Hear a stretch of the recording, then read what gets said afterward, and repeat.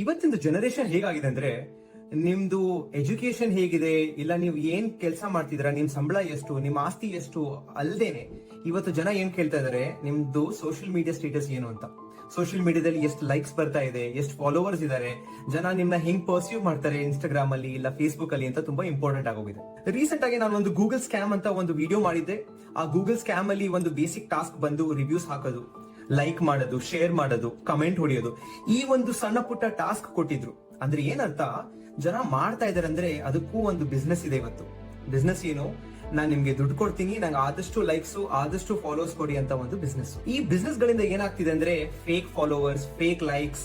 ಒಂದ್ ಕ್ವಶನ್ ಏನ್ ಬರುತ್ತೆ ಅಂದ್ರೆ, ನಾವು ಯೂಸರ್ಸ್ ಆಗಿ ಹೇಗೆ ಅರ್ಥ ಮಾಡ್ಕೊಳ್ಳೋದು ಇದು ಫೇಕಾ ನಿಜಾನಾ, ಈ ನಿರ್ಧಾರ ಹೇಗ್ ಬರೋದು ಅಂತ ಒಂದು ಕ್ವಶನ್ ಬರುತ್ತೆ. ಈ ಬಿಸ್ನೆಸ್ ಗಳನ್ನೇ ನಾವು PR ಏಜೆನ್ಸಿ ಅಂತ ಹೇಳೋದು. PR agency, PR companies, PR ಮಾಡೋದು ಅಂತ ನಾವು ಕೇಳಿರ್ಬೋದು ನ್ಯೂಸ್ ಅಲ್ಲಿ. Hired PR company Perfect Relations to build its image and manage the media. Now, the government has entered into a one-year contract with the firm with the objective of rebuilding the investor confidence in the city-state. One of my very close friends, who is also Malayalam industry lo, he's a PR. PR companies ಏನ್ ಮಾಡುತ್ತೆ basically, right, public relations ಅಂತ ಹೇಳ್ತೀವಿ. So PR ಅಲ್ಲಿ ಏನಾಗುತ್ತೆ ಅಂದ್ರೆ, basically ಯಾರೋ ಒಬ್ಬರನ್ನ ಹಿಡಿದು ಅವ್ರ ಬಗ್ಗೆ ಪ್ರಚಾರ ಮಾಡಿ, ಅವ್ರನ್ನ ಮೇಲಕ್ಕೆ ಅವ್ರನ್ನ ಕೂರಿಸಿ ಅವ್ರ ಬಗ್ಗೆ ತುಂಬಾ ಚೆನ್ನಾಗಿ ಮಾತಾಡುವಂತದ್ದು, ಮತ್ತೆ ಮಾಸ್ ಆಗಿ ಅದನ್ನ ಹರಡೋದನ್ನ PR ಏಜೆನ್ಸಿ ಮಾಡುತ್ತೆ. ಒಂದ್ ಕೆಲಸ ಮಾಡಿ, ಇನ್ಮೇಲಿಂದ ನಾನು ಈ ಒಂದು ಕೊಡೋ ಟಿಪ್ ನ ದಯವಿಟ್ಟು ಫಾಲೋ ಮಾಡಿ, ರೈಟ್. ಈಗ ಈ ಒಂದು ವಿಡಿಯೋ ನೋಡಿ.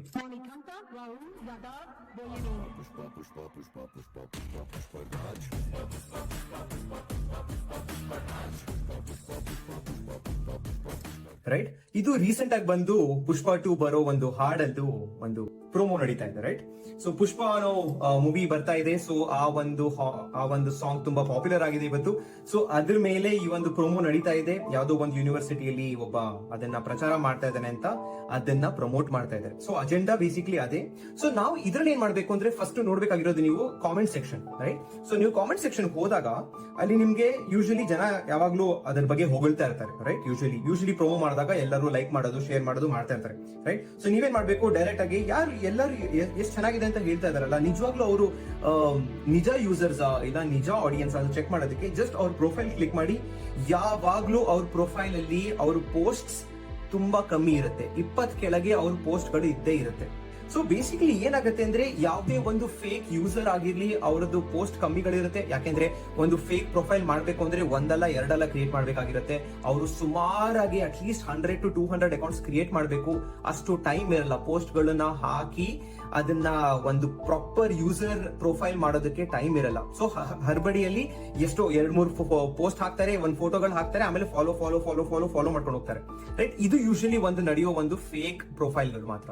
ಈಗ ಆಕ್ಚುಲಿ ನಾನು ನಿಮ್ಮ ಮುಂದೆ ಮಾಡಕ್ ನೋಡ್ತೀನಿ ನಾನು, right. So basically reels open ಮಾಡೋಣ, ಯಾವ್ದಾದ್ರು ಒಂದು ರೀಲು ಜಸ್ಟ್ ರ್ಯಾಂಡಮ್ ಆಗಿ, ರೈಟ್. ಯಾವ್ದೋ ಒಂದು ಕನ್ನಡ ರೀಲ್ ನೋಡೋಣ, ಓಕೆ ನೋಡೋಣ, ರೈಟ್. ಸೊ ಬೇಸಿಕ್ಲಿ ನಾವೇನ್ ಮಾಡ್ತೀವಿ, ಇದ್ರದ್ದು ಕಾಮೆಂಟ್ ಸೆಕ್ಷನ್ ಓಪನ್ ಮಾಡ್ತೀವಿ. ಕಾಮೆಂಟ್ ಸೆಕ್ಷನ್ ಅಲ್ಲಿ ಫಸ್ಟ್ ಒಂದು ಕ್ಲಿಕ್ ಮಾಡೋಣ, ನೋಡೋಣ ಅದು ನಿಜ ನಿಲ್ವ ಅಂತ. 84 ಪೋಸ್ಟ್ ನಿಜ ಇರ್ಬೋದು, 43 ಪೋಸ್ಟ್ ನಿಜ ಇರ್ಬೋದು, 55 ಪೋಸ್ಟ್ ನಿಜ. ಇಟ್ಸ್ ಮೀ ಪ್ರಜ್ಜು 99 ಅದು 100% ಫೇಕ್ ಆಗಿರುತ್ತೆ ಅಂತ ನಂಗೆ ಗೊತ್ತಿತ್ತು. ಈ ಹೆಸರುಗಳೇ ನೋಡಿ, it's me Prajju 99, Sudeep super star R D boss super star ಅಂತ ಈ ತರ ಒಂದು ತುಂಬಾ ಎಕ್ಸಾಜುರೇಟ್ ಮಾಡಿರೋ ಒಂದು ಪ್ರೊಫೈಲ್ ಹೆಸರು ಇಡ್ತಾರೆ. ಅದು ಡೆಫಿನೆಟ್ಲಿ ಫೇಕ್ ಆಗಿರುತ್ತೆ. ಪಾಪ ಯಾವ್ದೋ ಹುಡುಗನ ಹೆಸರು ಹಾಕಿ ಒಂದೇ ಪೋಸ್ಟ್ ಹಾಕಿ 300 ಫಾಲೋವರ್ಸ್ ಮಾಡ್ತಾ ಇದ್ದಾನೆ ಅವನು. ಈ ಒಂದು ಅಕೌಂಟ್ ಇಟ್ಕೊಂಡು 300 ಫಾಲೋವರ್ಸ್ ಮಾಡ್ತಾ ಇದ್ದಾನೆ, ರೈಟ್. ನೆಕ್ಸ್ಟ್ ನೋಡ್ಕೊಂಡು ಇನ್ನೇನು ವಿಚಿತ್ರವಾಗಿ ಬರುತ್ತೆ ನಿಮಗೆ, ರೈಟ್. ಹೇಮಂತ್ ಶಾಂತು ಬಂದು ಮಣಿ ಅಂಡರ್ಸ್ಕೋರ್ ಮೋನಿ ಅಂತ ಇದೆ. ಇದು ನೋಡಿ ಹೆಸರು ನೋಡಿ, ನಾನು ನಿಮ್ಗೆ ಇದರಲ್ಲಿ ಸೊ ನೋಡಿ ಹೆಸರು ಬಂದು 8 ಪೋಸ್ಟ್ 300 ಫಾಲೋವರ್ಸ್. ಏನು ಇಲ್ಲ ಈ ಪ್ರೊಫೈಲ್ ಅಲ್ಲಿ, ಲಿಟ್ರಲಿ ಒಂದು ಗಾರ್ಬೇಜ್ ಪ್ರೊಫೈಲ್ ಮಾಡಿ ಕ್ರಿಯೇಟ್ ಮಾಡ್ತಾರೆ. ನಿಮ್ಗೆ ಹಿಂಗೆ ಪ್ರೊಫೈಲ್ಸ್ ಕ್ರಿಯೇಟ್ ಮಾಡಿ ನಿಮ್ಗೆ ಎಲ್ಲರಿಗೂ ಏನನ್ಸುತ್ತೆ, ಜನ ಕಾಮೆಂಟ್ ಹೊಡಿತಾ ಇದಾರೆ, ಜನ ಅದನ್ನ ವೈರಲ್ ಮಾಡ್ತಾ ಇದಾರೆ ಅಂತ. ಅದು ಆಕ್ಚುಲಿ ವೈರಲ್ ಆಗ್ತಾ ಇಲ್ಲ. ತುಂಬಾ ಕಮ್ಮಿ ಜನ ನನ್ನಂತವ್ರು ನಿಮ್ಮಂತವ್ರು ಅದನ್ನ ನೋಡಿ ಏನೋ ಒಂದು ಕಾಮೆಂಟ್ ಹಾಕ್ಬೋದು ಹೊರತು ಮೆಜಾರಿಟಿ ಆಫ್ ದ ಕಾಮೆಂಟ್ಸ್ ಏನಿರುತ್ತಲ್ಲ ಅದೆಲ್ಲ ಫೇಕ್ ಇರುತ್ತೆ. ನೀವು ನಂಬ್ತಿರೋ ಬಿಡ್ತಿರೋ, ಇವತ್ತಿನ ಜಗತ್ತು ಜಾಸ್ತಿ ಈ PR ಕಂಪನೀಸ್ ಅಲ್ಲಿ ನಡೀತಾ ಇದೆ. ಯಾವ ಮಟ್ಟಿಗೆ ನಡೀತಾ ಇದೆ ಅಂದ್ರೆ, ಈಗ ರೀಸೆಂಟ್ ಆಗಿ ಒಂದು ಕಾನ್ಸ್ ಫೆಸ್ಟಿವಲ್ ನಡೀತು. ಆ ಕಾನ್ಸ್ ಫೆಸ್ಟಿವಲ್ ಅಲ್ಲಿ ನಮ್ಮ ಹಲವಾರು ಯೂಟ್ಯೂಬ್ ಯಾರು ಕ್ರಿಯೇಟರ್ಸ್ ಇದಾರೆ ಇಂಡಿಯಾದಿಂದ, ಅವ್ರು ಕೂಡ ಅಟೆಂಡ್ ಮಾಡಿದ್ರು. ಜನಕ್ಕೆ ಏನ್ ಅನಿಸ್ತು ಅಂದ್ರೆ ಕಾನ್ಸ್ ಫೆಸ್ಟಿವಲ್ ಅಲ್ಲಿ ಇವ್ರು ಹೋಗಿದ್ದಾರೆ, ಹೆಂಗ್ ಹೋಗಕ್ ಸಾಧ್ಯ, ತುಂಬಾ ಪ್ರೆಸ್ಟೀಜಿಯಸ್ ಒಂದು ರೆಡ್ ಕಾರ್ಪೆಟ್ ಇವೆಂಟ್, ಹೇಗ್ ಹೋದ್ರು ಅಂತ ಸುಮಾರು ಡಿಗ್ಗಿಂಗ್ ಮಾಡ್ದಾಗ ಗೊತ್ತಾಯ್ತು ಇದು ದುಡ್ಡು ಕೊಟ್ಟು ಹೋಗಿರೋದು. PR ಕಂಪನೀಸ್ ನ ಹಿಡ್ಕೊಂಡು ಅವ್ರು ಒಂದು ಚಾರ್ಜ್ ಹೇಳ್ತಾರೆ, ನೀವು ಈ ಚಾರ್ಜ್ ಕೊಟ್ರೆ ನೀವು ರೆಡ್ ಕಾರ್ಪೆಟ್ ಅಲ್ಲಿ ಬರ್ಬೋದು ಅಂತ. ಬಹುಶಃ ನಾನು ಕೇಳಿರೋ ಪ್ರಕಾರ 20 ಲಕ್ಷ ಏನೋ ಕೊಟ್ರೆ ನೀವು ರೆಡ್ ಕಾರ್ಪೆಟ್ ಅಲ್ಲಿ ಹೋಗ್ಬೋದು ಅಂತ ಇದೆ. ಸೊ ಇಷ್ಟೇ, PR ಕಂಪನೀಸ್ ನ ಹಿಡ್ಕೊಳ್ಳಿ, PR ಏಜೆನ್ಸೀಸ್ ನ ಹಿಡ್ಕೊಳ್ಳಿ, 20 ಲಕ್ಷ ಕೊಡಿ, ಅವ್ರು ನಿಮ್ನ ಪ್ರಮೋಟ್ ಮಾಡ್ತಾರೆ ಕಾನ್ಸ್ ಫೆಸ್ಟಿವಲ್. ಇಷ್ಟೇ ನಡೀತಾ ಇರೋದು. ಸೊ ಲಿಟ್ರಲಿ ನೀವ್ ಯಾರೇ ಆಗಿರ್ಲಿ, ದುಡ್ಡು ಇದ್ರೆ ನಿಮ್ನ ಪ್ರಮೋಟ್ ಮಾಡೋರು ಒಂದು ಕಂಪನಿ ಇದ್ದೇ ಇರುತ್ತೆ. ಅದನ್ನೇ ನಾವು PR ಕಂಪನಿ ಅಂತ ಹೇಳ್ತೀವಿ. ಈಗ ಇನ್ಫ್ಯಾಕ್ಟ್ ನನ್ನ ಹತ್ರ ದುಡ್ಡು ಇದ್ದಿದ್ರೆ ನಾನು ಆಕ್ಚುಲಿ ಈ ಯೂಟ್ಯೂಬ್ ಚಾನಲ್ ಒಂದು PR ಏಜೆನ್ಸಿನ ಹಿಡ್ಕೊಂಡು, PR ಕಂಪನಿ ಹಿಡ್ಕೊಂಡು ಪ್ರಚಾರ ಅಂತ ಮಾಡಿದ್ದಿದ್ರೆ ಬಹುಶಃ ನನಗೆ ಈಗಲೇ ಆಲ್ರೆಡಿ ಮಿಲಿಯನ್ ಸಬ್ಸ್ಕ್ರೈಬರ್ಸ್ ಆಗಲಿ ಇಲ್ಲ ಮಿಲಿಯನ್ ಫಾಲೋವರ್ಸ್ ಆಗಲಿ ಬಂದಿರೋದು. ಸ್ಟಾರ್ಸ್ ಅಂದ್ರು ಪಿಲಿಸ್ತಾರು. They will say that okay I want how many ever people can come. Paparazzi వచ్చి ఎయిర్పోర్ట్ కానీ spotted outside the gym or whatever, wherever you want to be noticed. At the end of the day వాళ్ళు pay చేస్తారు whatever is the amount. Now let's not get into the mathematics of the thing. So he said ilanti వచ్చేటప్పుడు you have to call people, you have to pay them. I said stars pay. See, I'm so dull that నాకు తెలీదు ఇలా వాళ్ళు pay చేస్తారని నాకు తెలీదు. Recent ಆಗಿ ನಾನು ಒಬ್ಬ ಕಾಂಟೆಂಟ್ ಕ್ರಿಯೇಟರ್ ಮತ್ತೆ ಬಿಸ್ನೆಸ್ ಆಂಟ್ರಪ್ರೆನರ್ ಝೆನ್ ಸಜ್ನಾನಿ ಅಂತ ಒಬ್ಬ ಬಂದು, ನಾನು ಅವನ್ನ ಸ್ವಲ್ಪ ದಿನದಿಂದ ಫಾಲೋ ಮಾಡ್ತಾ ಬಂದಿದ್ದೀನಿ. ಅವ್ನು ಏನ್ ಮಾಡ್ತಾನೆ, ಅವನ ಬಿಸ್ನೆಸ್ ಏನು ಅಂತ. ಸಿಂಪಲ್, ಅವ್ನ ಬಿಸ್ನೆಸ್ ಏನು, ಬಾಟ್ಸ್ ನ ಕ್ರಿಯೇಟ್ ಮಾಡೋದು, ರೋಬೋಟ್ಸ್ ನ ಕ್ರಿಯೇಟ್, ಇನ್ಸ್ಟಾಗ್ರಾಮ್ ಪ್ರೊಫೈಲ್ ಆಗ್ಲಿ, ಫೇಸ್ಬುಕ್ ಪ್ರೊಫೈಲ್ ಆಗ್ಲಿ, ಟ್ವಿಟರ್ ಪ್ರೊಫೈಲ್ ಆಗ್ಲಿ, ಆ ಪ್ರೊಫೈಲ್ ಇಂದ ಬಂದು ಪೇಜ್ ಗಳನ್ನ ಲೈಕ್ ಮಾಡೋದು, ಶೇರ್ ಮಾಡೋದು, ಇದೇ ಕೆಲಸ. ರೈಟ್. ಸೊ ಅವನೇನ್ ಮಾಡ್ತಾನೆ, ಕ್ಲೈಂಟ್ಸ್ ನ ತಗೋತಾನೆ, ಬಿಸ್ನೆಸಸ್ ಗಳನ್ನ ತಗೋತಾನೆ. ನೋಡಿ, ನಾನು ನಿಮ್ ಪೇಜ್ ಕ್ರಿಯೇಟ್ ಮಾಡಿ ನಿಮ್ಮ ಪೇಜ್ಗೆ ನಾನು ಇಷ್ಟು ಫಾಲೋವರ್ಸ್ ಕೊಡ್ತೀನಿ ಅಂತ ಅವನೊಂದು ಪೇ ರೇಟ್ ಹಾಕಿ ಅದನ್ನ ಅವನು ಡೆಲಿವರ್ ಮಾಡ್ತಾನೆ. ಸೊ ಇಷ್ಟೇ ಇರೋದು. ಬಟ್ ಏನಕ್ಕೆ ಈ ತರ ಮಾಡ್ತಾರೆ ಅಂತ ಒಂದು ಕ್ವಶನ್ ಬರುತ್ತಲ್ಲ. ಸೊ ಮೊದಲನೇದಾಗಿ ಬಂದು ದುಡ್ಡು. ರೈಟ್. ಇದು ಒಂದು ಬಿಸ್ನೆಸ್ ಆಗೋಗಿದೆ. ಇವತ್ತು ಒಂದು business, let's say for example, ನಾನು ಇವತ್ತು ಒಂದು ಬಿಸ್ನೆಸ್ ಓಪನ್ ಮಾಡ್ತೀನಿ, ಅದ್ರ ಪ್ರಚಾರ ಆಗ್ಬೇಕು, ಅದ್ರದ್ದು PR ಆಗ್ಬೇಕು. ನಾನು ಅವಾಗ ಏನ್ ಮಾಡ್ತೀನಿ, ಈ ತರ ಒಂದು ಕಂಪನೀಸ್ ನ ಹಿಡ್ಕೊಂಡು ನನ್ನ ಬಿಸ್ನೆಸ್ ನ ಪ್ರಮೋಟ್ ಮಾಡಿ, ಹೇಗಾದ್ರೂ ಇನ್ಸ್ಟಾಗ್ರಾಮ್ ಅಲ್ಲಿ, ಫೇಸ್ಬುಕ್ ಅಲ್ಲಿ ಪ್ರಮೋಟ್ ಮಾಡಿ, ನನಗೆ ಬೇಕಾಗಿದೆ ಅಂತ ನಾನು ದುಡ್ಡು ಕೊಟ್ಟು ಅವರಿಂದ ಕೆಲಸ ಮಾಡಿಸ್ಕೊತೀನಿ. ಆವಾಗ ನನ್ನ ಬ್ರ್ಯಾಂಡ್ ಅವೇರ್ನೆಸ್ ಇನ್ಕ್ರೀಸ್ ಆಗುತ್ತೆ. ಸೊ ಇದಕ್ಕೆ ಒಂದು ರೀಸನ್ಗೋಸ್ಕರ ಮಾಡ್ಬೋದು ಈ ತರ. ಸೆಕೆಂಡ್ ಬಂದು ಅಡ್ವರ್ಟೈಸ್ಮೆಂಟ್. ರೈಟ್. ನಾನು ಜಾಸ್ತಿ ಒಂದು ಕಸ್ಟಮರ್ ಎಂಗೇಜ್ಮೆಂಟ್ ಇಟ್ಕೊಂಡು ಜಾಸ್ತಿ ಜನ ಅದ್ರ ಬಗ್ಗೆ ಮಾತಾಡ್ತಾ ಇದ್ದಾರೆ ಅಂತ ತೋರಿಸ್ಕೊಂಡು ಕಸ್ಟಮರ್ಸ್ ನಾನು ಅಟ್ರಾಕ್ಟ್ ಮಾಡಬಹುದು. ಫಾರ್ ಎಕ್ಸಾಂಪಲ್, ನಾನು ಒಂದು ಕೋರ್ಸ್ ಓಪನ್ ಮಾಡಿದೀನಿ, ಒಂದು ಕೋರ್ಸ್ ಶುರು ಮಾಡಿದೀನಿ. ರೈಟ್. ಆ ಕೋರ್ಸ್ಗೆ ನಾನು ಚಾರ್ಜ್ ಮಾಡ್ತಾ ಇದ್ದೀನಿ 500 rupees ಅನ್ಕೊಳ್ಳಿ. ರೈಟ್. 3 days ಕೋರ್ಸ್ಗೆ 500 ನಾನು ಚಾರ್ಜ್ ಮಾಡ್ತಾ ಇದ್ದೀನಿ. ನಾನೇನ್ ಮಾಡ್ಬೇಕು, ಈಗ ಒಂದು ಸೋಷಿಯಲ್ ಮೀಡಿಯಾ ಪ್ರೊಫೈಲ್ ಕ್ರಿಯೇಟ್ ಮಾಡಿ ಜನ ಅದ್ರ ಬಗ್ಗೆ ತುಂಬಾ ಮಾತಾಡ್ತಾ ಇದ್ದಾರೆ ಅಂತ ತೋರಿಸ್ಕೋಬೇಕು. ಆವಾಗ ಏನಾಗುತ್ತೆ, ಕೆಲವರು ಇಂಟ್ರೆಸ್ಟೆಡ್ ಇದ್ದವ್ರು ನೋಡ್ತಾರೆ, ಎಷ್ಟೊಂದು ಜನ ಮಾತಾಡ್ತಾ ಇದ್ದಾರೆ, ಎಷ್ಟೊಂದು ಜನ ಅದ್ರ ಬಗ್ಗೆ ಇಂಟ್ರೆಸ್ಟೆಡ್ ಇದ್ದಾರೆ, ನಾನು ಇಂಟ್ರೆಸ್ಟ್ ಆಗ್ತೀನಿ ಅಂತ ಅಲ್ಲಿ ನನಗೆ ಬರುತ್ತೆ ಒಬ್ಬ ಕಸ್ಟಮರ್.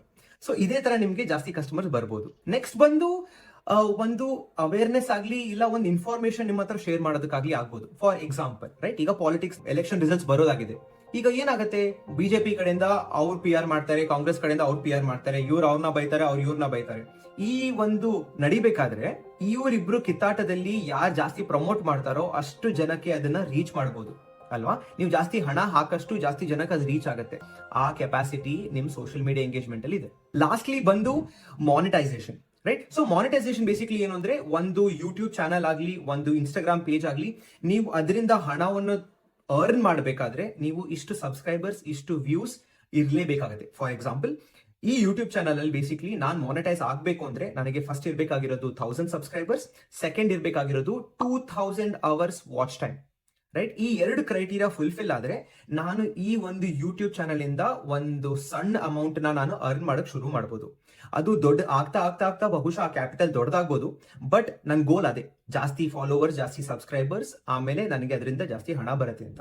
ಈಗ ಫೈನಲ್ ಆಗಿ ಕ್ವಶನ್ ಬರೋದು, ಇದು ಸರಿನಾ, ಇದು ಮಾಡ್ತಿರೋದು ಜನಕ್ಕೆ ಒಳ್ಳೇದಾಗತ್ತಾ ಇಲ್ಲ ಜನ ಕೆಟ್ಟದಾಗತ್ತಾ, ಅದು ಬಂದಿರೋ ಕ್ವಶನ್ ಇವತ್ತು. ಈಗ ನಂದೇ ಎಕ್ಸಾಂಪಲ್ ತಗೊಳ್ಳಿ.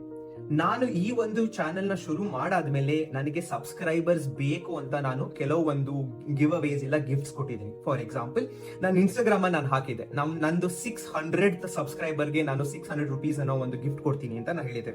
ಸೊ 600 ಸಬ್ಸ್ಕ್ರೈಬರ್ ಆಗಿದ ತಕ್ಷಣ ಆ ಸಬ್ಸ್ಕ್ರೈಬರ್ ನನ್ನ ರೀಚ್ ಔಟ್ ಮಾಡಿದ್ರು, ನಾನು ಅವ್ರಿಗೆ ಕೊಟ್ಟೆ. ಬಟ್ ಏನಕ್ಕೆ ಮಾಡಿದೆ, ನಾನು ಮಾಡಿದ್ ಏನಕ್ಕೆ ಅಂದ್ರೆ, ಒಂದು ಎಕ್ಸೈಟ್ಮೆಂಟ್ ಇರ್ಲಿ, ಒಂದು ಎಂಥೂಸಿಯಾಸಮ್ ಇರ್ಲಿ ಜನದಲ್ಲಿ ನನ್ನ ಸಬ್ಸ್ಕ್ರೈಬ್ ಮಾಡಕ್ಕೆ.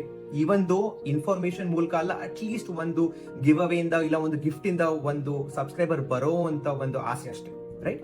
ಸೊ ಇದೇ ತರ ನಾನು ಸಬ್ಸ್ಕ್ರೈಬರ್ಸ್ ನ ಇಟ್ಕೊಂಡು ನನ್ನ ಕಾಂಟೆಂಟ್ ನ ಶೇರ್ ಮಾಡೋ ಮೂಲಕ ಇಬ್ರದ್ದು ಬೆನಿಫಿಟ್ ಇರ್ಬೋದು ಅಂತ ಅನ್ಕೊಂಡು ನಾನು ಮಾಡಿದೆ. ಇದೇ ತರ ಪಾಪ ಬಿಸ್ನೆಸ್ ಗಳು ಇರ್ತಾರೆ, ಬಿಸ್ನೆಸ್ ಓಪನ್ ಮಾಡೋದಕ್ಕೆ ಲಕ್ಷಾಂತರ ರೂಪಾಯಿನ ಖರ್ಚು ಮಾಡಿ ಒಂದು ಬಿಸ್ನೆಸ್ ಎಸ್ಟಾಬ್ಲಿಷ್ ಮಾಡಿ ಅವ್ರಿಗೊಂದು ಅಡ್ವರ್ಟೈಸ್ ಮಾಡೋದಕ್ಕೆ ನ್ಯೂಸ್ ಪೇಪರ್ ಅಲ್ಲಿ ಹಾಕ್ತಾರೆ. ಇದೇ ತರ ಸೋಷಿಯಲ್ ಮೀಡಿಯಾ ಕೂಡ ಹಾಕ್ಬೇಕು ಅಂತ ಅವ್ರಿಗೆ ಒಂದು ಟಾರ್ಗೆಟ್ ಇರುತ್ತೆ. ಸೊ ಈ ಟಾರ್ಗೆಟ್ ಮುಗಿಸೋಕೆ ಏನೇನ್ ಮಾಡ್ತಾರೆ, ಒಂದು ಫೇಕ್ ಅವೇರ್ನೆಸ್ ಕ್ರಿಯೇಟ್ ಮಾಡ್ತಾರೆ, ಒಂದು ಫೇಕ್ ಆಡಿಯನ್ಸ್ ಕ್ರಿಯೇಟ್ ಮಾಡಿ ಜನನ ಇನ್ನೂ ಜಾಸ್ತಿ ಫಾಲೋವರ್ಸ್ ನ ಅವರು ರಿಟೈನ್ ಮಾಡ್ಕೋತಾರೆ. ಈಗ ಇದರಿಂದ ಮಿಸ್ಯೂಸ್ ಮಾಡ್ಕೋಬೋದಾ?